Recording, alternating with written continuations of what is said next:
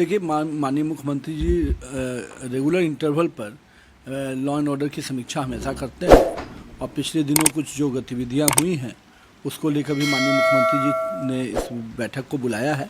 और जो बहुत स्पष्ट रहा है मुख्यमंत्री जी के कार्यप्रणाली में कि उन्होंने कभी भी अपराधियों को बख्शा नहीं है।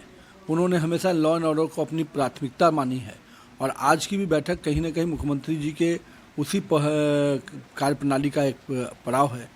और मेरा ये मानना है कि जो कड़ाई से माननीय मुख्यमंत्री जी हर समय लॉ एंड ऑर्डर को लिया है कि किसी भी अपराधी को हम बख्शेंगे नहीं, कहीं पर भी कोई घटना घटती है तो उस पर त्वरित कार्रवाई होगी और कहीं ना कहीं अपराधियों में भय होना चाहिए।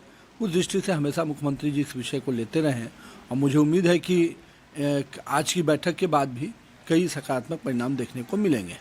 गोंडा में जिस तरह का रेल हादसा हुआ है उसको लेकर कांग्रेस सवाल उठा रही है कि सुरक्षा कवच टक्कर रोधी प्रणाली क्यों नहीं इस्तेमाल किया जा रहा है। देखिए, कांग्रेस जिस विषय को बोल रही है 60 साल 70 साल तक रेलवे का कभी सूद लिया क्या? नई रेल लाइन कभी बिछाने का सोचा क्या? ट्रैक पर किस प्रकार से सिक्योरिटी मेंटेनेंस हो इस पर कभी काम किया क्या? आज तक केवल नई रेल ट्रेन चलाने का ही खेल और प्रतिस्पर्धा चलता था कांग्रेस के राज में, लेकिन आज पूरे देश में रेलवे इंफ्रास्ट्रक्चर और रेलवे में स्वच्छता से लेकर रेलवे की फंक्शनिंग को जिस प्रकार से पिछले 10 वर्षों में स्ट्रेंथन किया गया है उस पर कांग्रेस को कभी भी उस तरह की प्रणाली पर कांग्रेस ने कभी काम ही नहीं किया। जहाँ तक चूक की बात है, जहाँ तक एथी की बात है, निश्चित रूप से इतने बड़े इंफ्रास्ट्रक्चर को पूरी तरह से दुरुस्त किया जा रहा है। आने वाले समय में बाकी रेल खंडों में जहाँ जहाँ पर ये अभी तक सुरक्षा कवच नहीं लगे हैं उनको भी पूरी तरह से स्ट्रेंथन किया जाएगा। मध्य प्रदेश के मुख्यमंत्री ने मोहन यादव उन्होंने पूछा है कि ईडी सीबीआई जब भी राज्य में कोई जांच करे अधिकारियों को लेकर तो कम से कम सहमति लेनी चाहिए स्टेट से। कैसे? अब ये तो प्रक्रियात्मक चीज़ें हैं। जो भी ईडी सीबीआई की जो भी जांचें होती हैं वो अपने जो भी तत्काल वहाँ के व्यवस्था है उससे बातचीत होती है और ये एक इंटेलिजेंस का मामला है। तो मेरा मानना है इसमें जहाँ जहाँ पर भी होम डिपार्टमेंट संपर्क करता है अपने चीज़ों को लेकर या अन्य जो एजेंसियाँ हैं अपने जिनको जो संपर्क करना चाहते हैं वो संपर्क करके करती ही हैं। केजरीवाल के आधी बिजली और आधी पानी मुफ्त पानी पर सवाल उठ रहे हैं, कांग्रेस ने सवाल उठाया। भैया ये तो नूरा कुश्ती है। दिन भर गले मिलकर चलने वाले लोग केवल चुनाव आता है तो अलग अलग बयानवीर बन रहे हैं। कांग्रेस को तो ये बताना चाहिए कि पंजाब की जो स्थिति है उस पर कांग्रेस को क्या कहना है। दिल्ली में जिस प्रकार से लंबे समय तक केजरीवाल ने खाली झूठे वादे किए, आज जनता के बीच में जब चुनाव का मौका आ रहा है तो कांग्रेस मुद्दों को उठा रही है। 4 साल से कांग्रेस क्यों सोई हुई थी?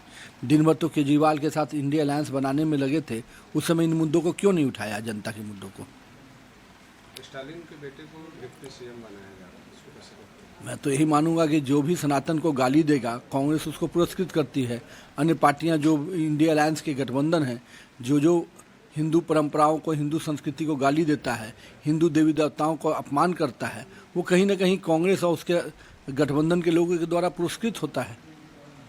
उत्तर प्रदेश में जो कांवड़ यात्रा जाएगी उसके रास्ते में जो भी दुकानें हैं उस पर अपना होर्डिंग लगाना जरूरी है। इसको लेकर कांग्रेस इस पर विवाद खड़ा कर रही है। अब ये सिक्योरिटी पॉइंट ऑफ व्यू से होता है कि जो भी दुकानें हैं वो अपना होर्डिंग है कि मेरा ये दुकान है, मैं तो इसमें कोई आपत्ति, कांग्रेस को आपत्ति किस विषय पे होता है? कांवड़ यात्रा पे भी तो उनको आपत्ति होती है। कभी कांवड़ यात्रा की चिंता की है क्या? उनको तो जो भी हिंदू धर्म के पूजा पाठ से पद्धति से ही उनको आपत्ति है। उनको तो इटालियन चीज़ें पसंद आती हैं, भारतीय संस्कृति तो पसंद आती नहीं है।